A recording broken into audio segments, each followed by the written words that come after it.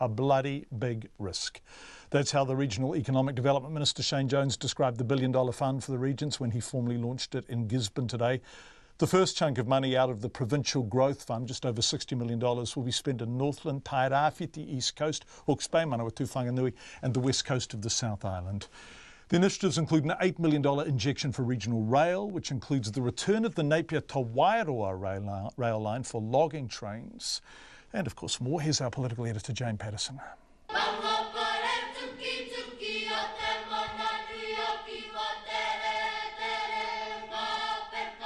It was a full house at the War Memorial Theatre in Gisborne with a lineup of senior ministers, including the Prime Minister Jacinda Ardern, her Deputy Winston Peters and Shane Jones. A progressive government and a progressive style of policy needs to have the confidence and the courage to go into those provincial areas where historically governments have said if the market can't fix the problem, then perhaps the problem is insoluble. We do not accept that, and this $1 billion fund is dedicated to turning around the fortunes of the neglected, forgotten people of our provinces. An independent advisory panel will consider a large number of the projects, but anything over and above the $20 million mark will need Cabinet sign-off. The government acknowledges that with the $1 billion a year comes risk, but Jacinda Ardern says that's always the case with initiatives this big. With ambition comes risk. With big, bold plans to make a real difference comes risk. It's all about how you manage that risk. I have utter faith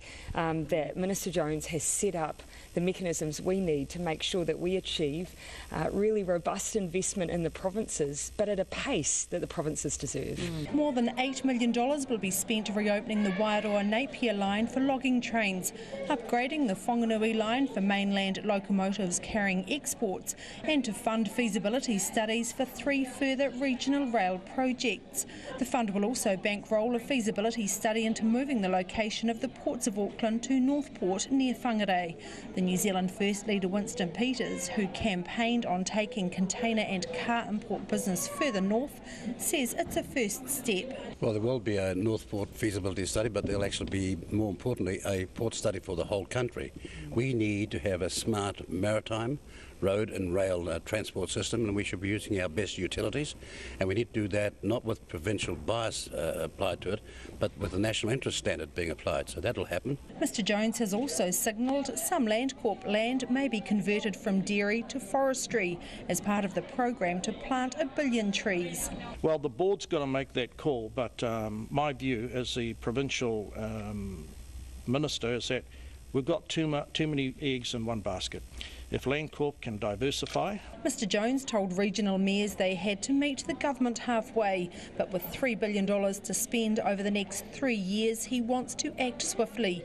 Dave Cull, who heads Local Government New Zealand, says this is a great opportunity, but he says mayors have yet to see the criteria and how they'll be applied. We don't want our members, for instance, misunderstanding the criteria or coming up with proposals that aren't completely developed with good business cases, so we don't want them to fail. The Mayor of Northland and former National MP John Carter says the fund could have huge benefits for his region. It's not just about economic development, but it's a major step forward to us addressing our social issues. He says the work has to be done before even talking about moving ports of Auckland to Northport. And that's another option. We've got to do work on that.